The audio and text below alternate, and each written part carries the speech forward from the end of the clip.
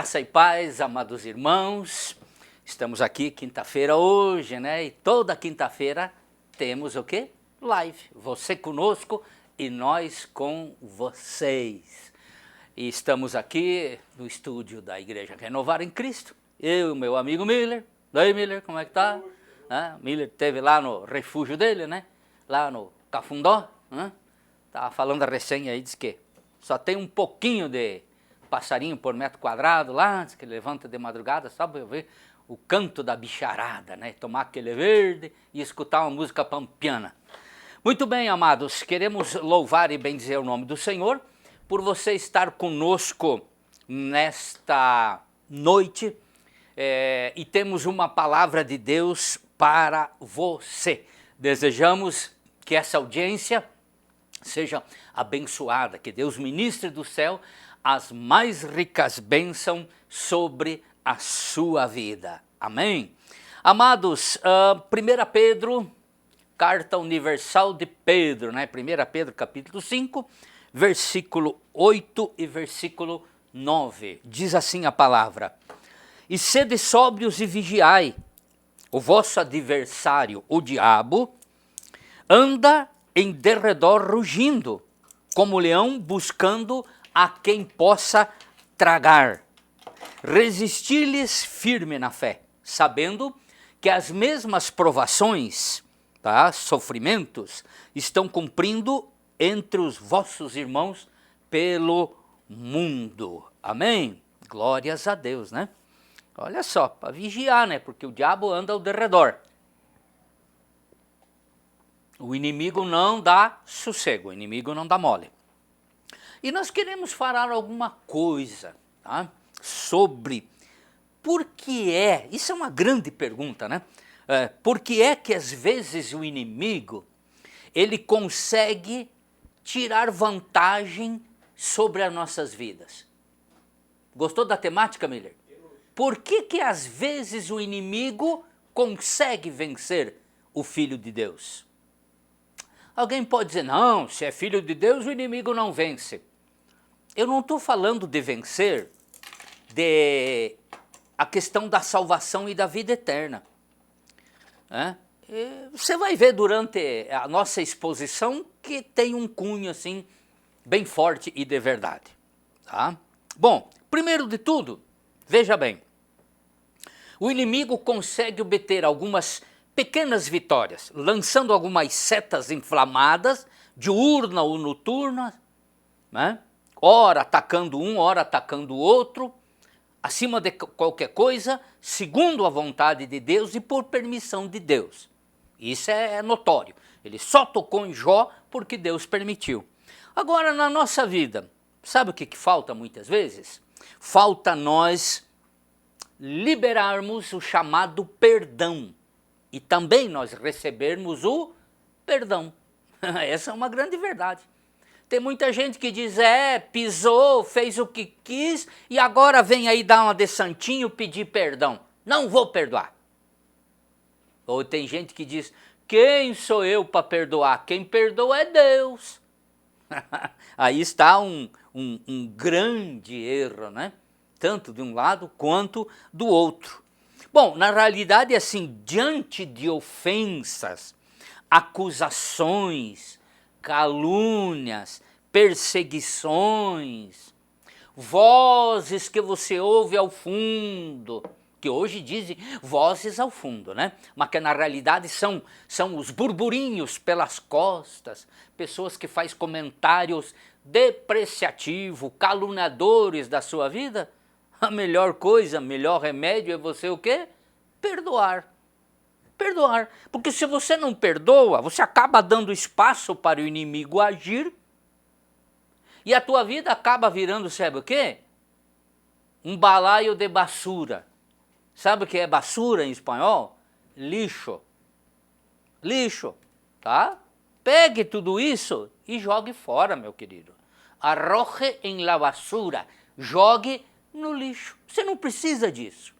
Não se preocupe, Não se preocupe com o que os outros estão querendo fazer de você, com o que estão falando de você. se preocupe, que há um Deus que conhece o teu coração.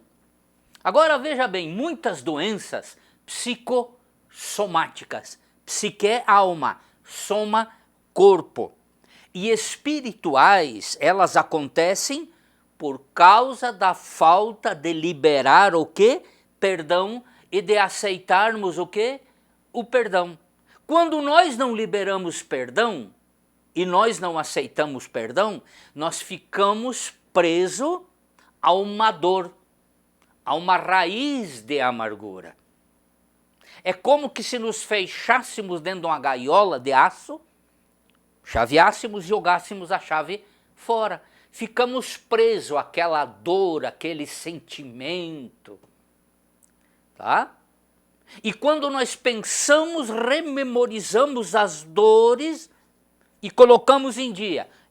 Me machucaram, me feriram, me espizinharam, e isso e aquilo, e coisa e tal, e mais isso e mais aquilo.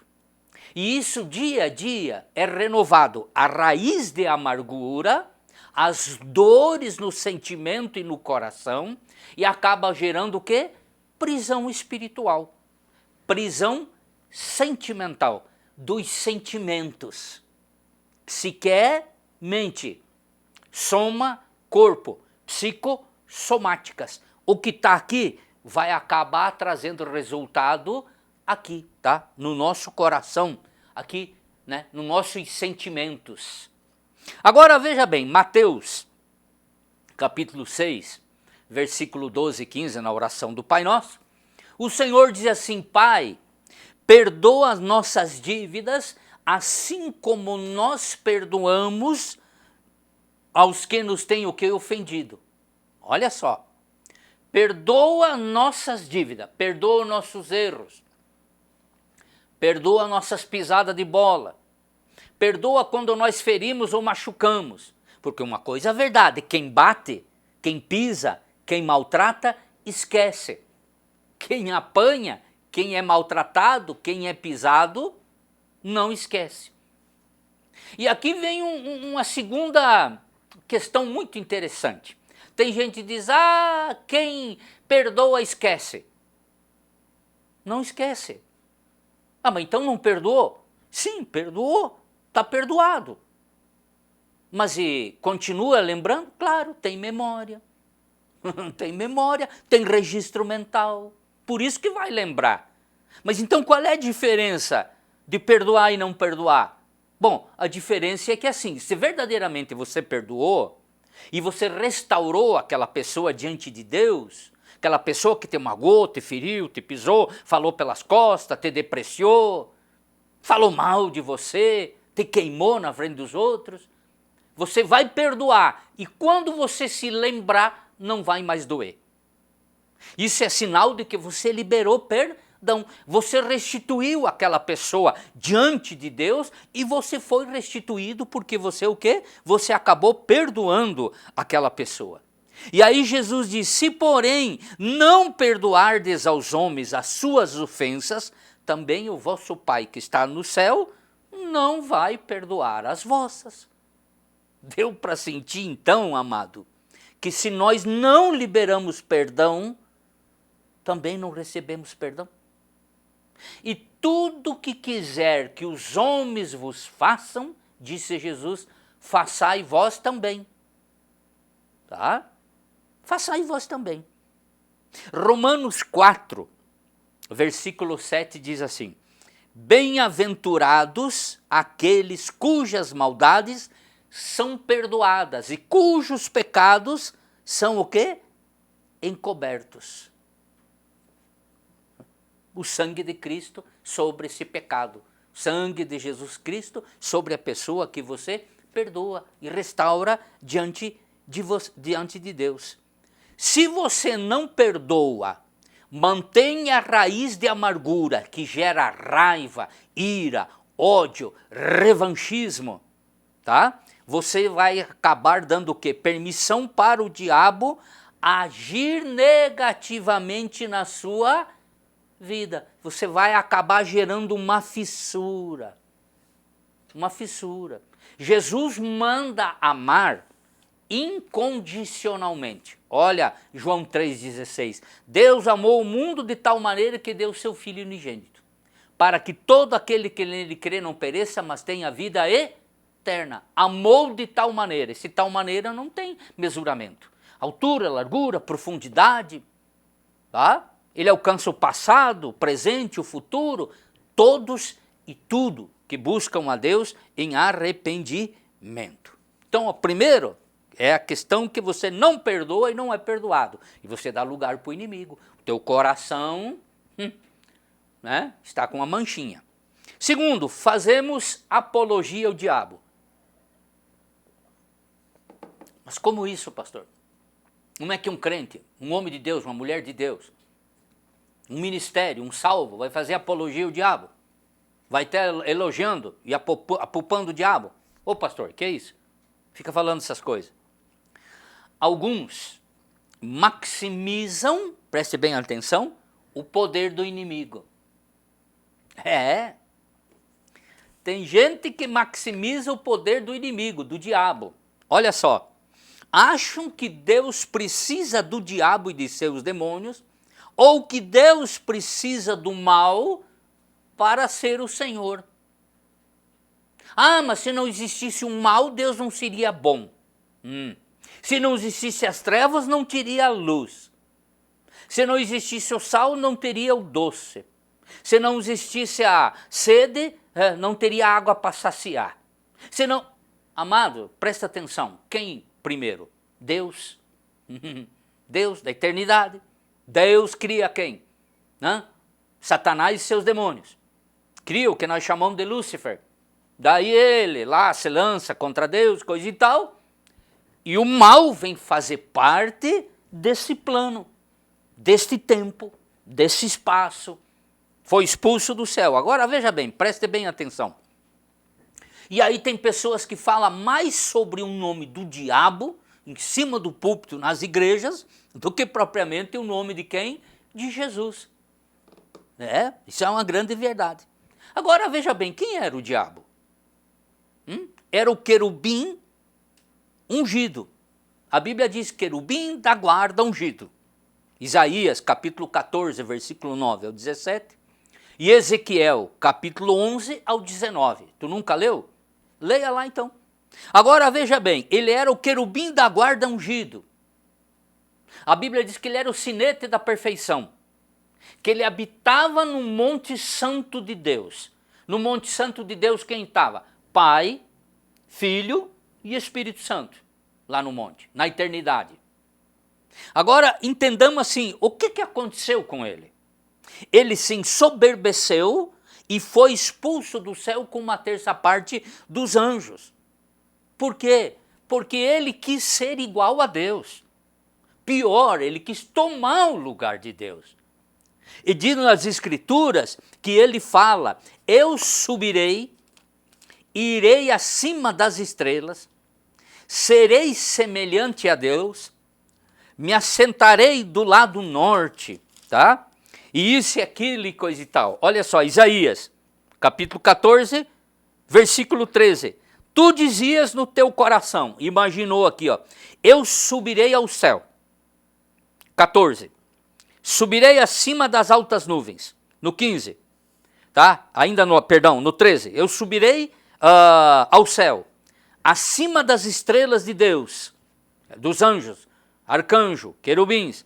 Exaltarei o meu trono. No monte da congregação me assentarei, na extremidade do norte. Subirei acima das altas nuvens e olha a petulância do bichinho. Serei semelhante ao Altíssimo. Esse semelhante quero ser como, quero ser igual a ele. Porque depois quando ele faz o primeiro, como é que eu vou dizer, sessão espírita, entrando na serpente, usando para falar lá com a Eva, lá no jardim, o que ele oferece para Adão e Eva? Sereis semelhante a Deus, conhecendo o bem e o mal. E aqui ele diz, sereis semelhante ao Altíssimo. Amigo, entenda o seguinte, meu amado. O único Deus que existe eternamente, sempre, eterno, é Pai, Filho e Espírito Santo. Os outros são criaturas vivendo em estado de eternidade, dependem de Deus para a sua existência. E ninguém, por mais alto que esteja no patamar espiritual, aquele que vive mais próximo de Deus, não tem poder de criação, geração ou transformação de alguma coisa. Então, criatura vai ser sempre criatura. Quem? Anjo, arcanjo, querubim, serafins, homens e animais. Aí o diabo quis isso, ele quis ser igual a Deus. O que diz que aconteceu? Ele foi expulso. Foi expulso. Aí tem gente que acha que Deus vai ganhar do Satanás um dia, como se fosse um jogo de bola, tá? Em que o anjo vai fazer um gol no último minuto, um gol de nuca. Jamais. Olha só o que diz Apocalipse, capítulo 20, e no versículo 10.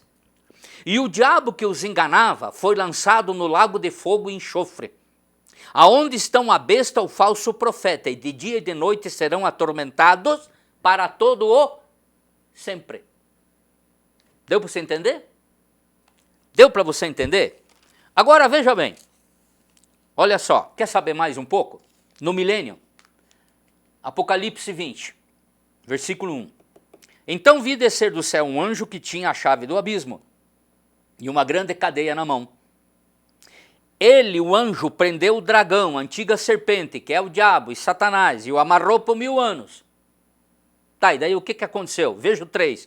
Lançou no abismo, e ali o encerrou, e selou sobre ele, para que não enganasse mais as nações, até que os 1000 anos se completassem. E depois disso é necessário que seja solto por um tempo. Aí passa os 1000 anos, e nós vamos para onde?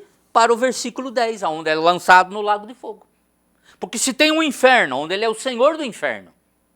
Mas como dizem os meninos, porém, a batata dele está assando.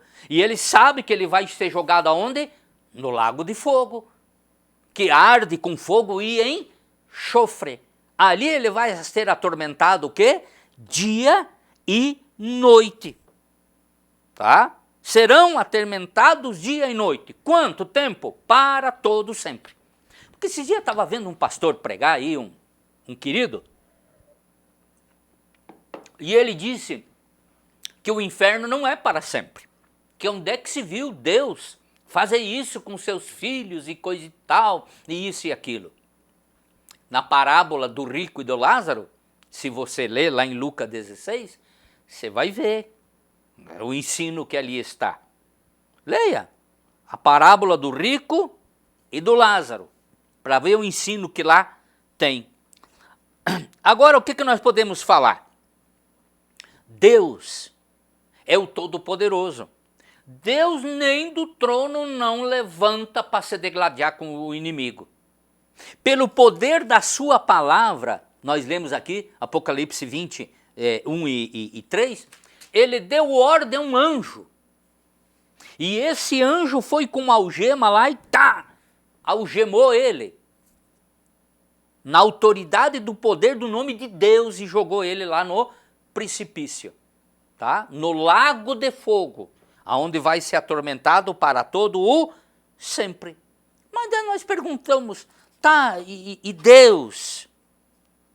Eu vou ler para você, Salmo 103, versículo 19, que diz assim,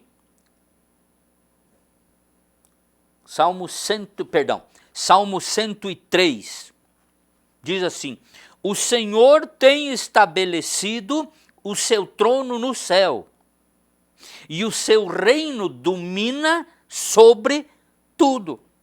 O Senhor estabeleceu o seu trono no céu, e o seu reino domina sobre tudo. E o 115, versículo 3, o nosso Deus está no céu e faz tudo o que lhe apraz. Apraz é tudo o que deseja, quer, lhe agrada e é justo, passa da justiça dele. Então veja bem, tem gente dizendo, mas o diabo é isso, o diabo é... Tem gente que tem medo do inimigo. Nós temos crente que tem medo de ficar em casa sozinho durante o dia. Crentes que tem medo de ficar em casa durante a noite. Falou o nome do inimigo, ele bate na madeira. Bater na madeira é chamar justamente o inimigo, meu irmão. Tenha mais intimidade e comunhão com Deus. Amém? Terceiro lugar, nos acovardamos diante dos ataques do diabo. Diante dos ataques das setas inflamadas do inimigo sobre a nossa vida. Já viu falar aquela verdade que diz a melhor defesa é o quê, Miller? É o ataque. Tá? A melhor defesa é o ataque. Tá? Melhor defesa é o ataque. E a defesa do crente é o poder do nome de Jesus. É o sangue de Jesus sobre a nossa vida. Tá? E o maior arma de ataque é o poder do nome de Jesus. Amém? Quem detém o poder? Olha só o que diz Mateus. Mateus, capítulo 28, e no versículo 18. Olha só o que Jesus fala. Tá? É-me dado todo poder nos céus e na terra. Eu não sei se aconteceu com vocês, tá? Quando era criança, ia na escola, sempre tinha um grandalhão lá, que dava pedala robinho, catiricoco na piazada, dava um cascudo. Era o grandão. E depois de tanto tomar bifa, alguém acabava chamando o irmão mais velho, que era maior, mais forte e mais brabo que aquele que era brabo. E vinha o irmão e pagava um sapo pro cara, às vezes dava até uns catiricoco nele também, né? Jesus é o Todo-Poderoso que nos dá vitória sobre o inimigo. É o nosso irmão mais poderoso em cima do brabo. Tá? Jesus diz, é-me dado todo o poder nos céus e na terra. E Marcos 12, 24. Porventura não errais vós em razão de não conheceres as Escrituras e nem o poder de Deus? Está na hora de conhecer quem é Deus em relação ao inimigo. Quem é Jesus em relação ao inimigo. Quem é o Espírito Santo em relação ao mundo. E qual é o ministério do Espírito Santo em relação à vida da igreja. Ele diz, errais não conhecendo as Escrituras e nem o poder de Deus. Agora veja bem, Lucas 10, 19. Eis que vos dei autoridade, que é maior do que poder, para pisar serpentes e escorpiões e todo o poder do mal. E nada vos fará o quê? Dano algum. Tá? Nada vos fará o quê? Dano algum. Aí nós encontramos em Tiago, capítulo 4, versículo 7, que diz assim, sujeitai-vos a Deus, resisti ao diabo, e ele, vai dar um vazare, e ele fugirá de vós. Veja só esse ensino. E Davi disse a Golias, lá em 1 Samuel 17:45, tu vem a mim com espada, com lança e com escudo. Porém eu, Davi falando para ele, eu vou contra ti em nome do Senhor Deus dos Exércitos. A grande verdade é que precisamos aprender de Jesus. Jesus disse, aprendei de mim, que sou manso e humilde de coração, e encontrarei descansos para vossas almas. A pergunta é assim, como é que Jesus venceu o diabo? Lá em Mateus capítulo 4. Pelo poder da palavra. As 3 vezes que o inimigo se lança contra Jesus, ele responde através do poder da palavra. Agora a pergunta é, onde é que Jesus estava antes? 40 dias em oração e em jejum, lá em Mateus capítulo 4, versículo 2. E ele usa as 3 vezes o poder da palavra. Tá? Ele adorou e glorificou a Deus, lá em Mateus 4, 10. Tá? Nós como servo podemos e devemos usar o poder do nome de Jesus. Não tenha medo das ciladas do inimigo. Quando vem a prova, quando vem a luta, quando vem o inimigo contra você, tá? Porque o Espírito de Deus está com você e ele vai arvorar a bandeira da vitória, tá? Contra o inimigo. Quarto lugar, pela legalidade dada ao inimigo, tá? Às vezes damos legalidade sobre a família, sobre a nossa vida, negócios, bênçãos financeiras, tá? Familiares, vivências. Mas como acontece isso da legalidade? Ó, declarações, práticas, falas e relacionamentos. Olha bem, práticas. Tem gente que ora está na igreja e tem hora que está lá não sei aonde batendo coco, lá batendo a cabeça, tomando ponto de pólvora, tá?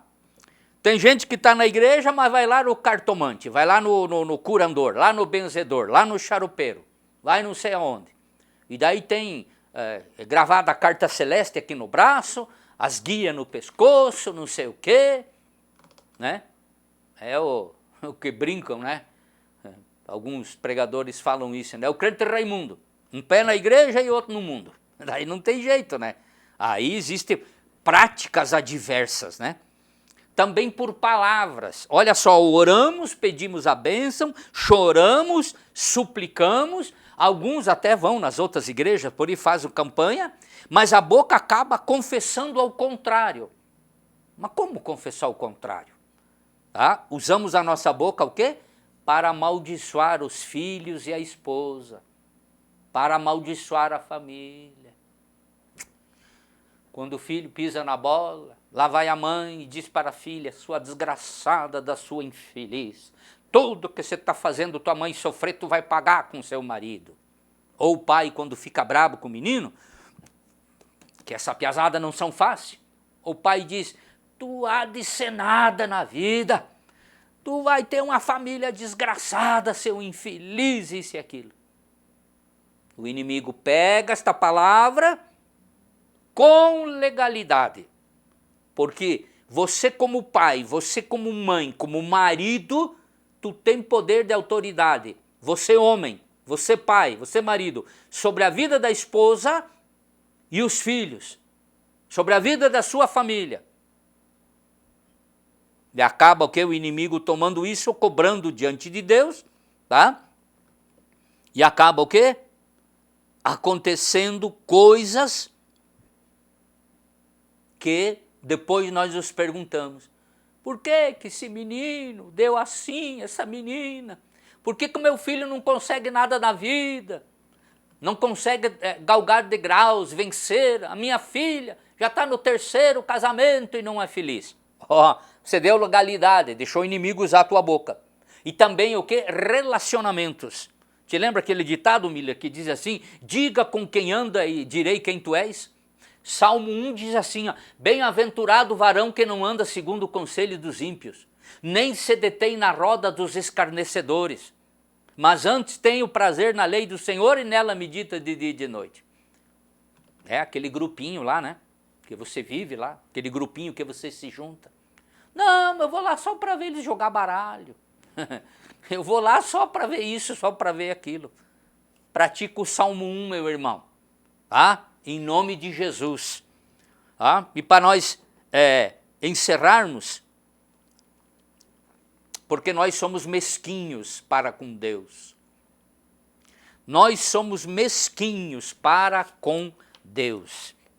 Nos negamos a abençoar e damos legalidade para o inimigo tomar o que é nosso. Ah, mas o inimigo não toma o que Deus deu. O inimigo não toma o que Deus deu. Mas se você der legalidade, tá? O inimigo acaba o quê? Tomando conta daquilo que é teu. Aquilo que ainda você mantém. Uma coisa é verdade, aquilo que você segura é teu, tá? É teu, tu não vai levar para o teu caixão. Aquilo que você der para Deus, sobe diante de Deus lá no céu. Por isso, meu amado, o inimigo só obtém quando nós damos legalidade. E se você não tinha consciência disso, Comece a viver uma vida diferente e agir de forma diferente, que Deus vai abençoar você, a sua família, teus filhos, teus netos, e a bênção virá numa proporção muito grande. Mas tudo começa com você. Amém? Pai amado, eu quero pedir sobre a vida do teu filho, que esteve conosco, Senhor, nesses minutos. Que do céu a bênção e a graça esteja sobre a vida do teu filho. Tu abra os olhos, dê um novo coração, um novo entendimento. Dê ouvidos espirituais, Senhor. Trabalhe na vida do teu filho para que o teu filho ande segundo o poder da tua palavra. Entenda e compreenda, Senhor, o que precisamos fazer, como viver, como andar contigo, para que sejamos homens, mulheres espirituais, para que o nosso lar, a nossa família, a nossa prole seja abençoada. Oramos em nome de Jesus. Amém? Deus te abençoe, fique com Jesus, não esquecendo, toda terça-feira, aqui na Igreja Renovar em Cristo, temos um culto chamado Nas Mãos de Deus. Começa às 19h30 às 20h30. 2 hinos de adoração, palavra e oração pelas tuas necessidades. Venha, estamos esperando você, tá? Um abração, bom fim de semana, fique firme com Jesus.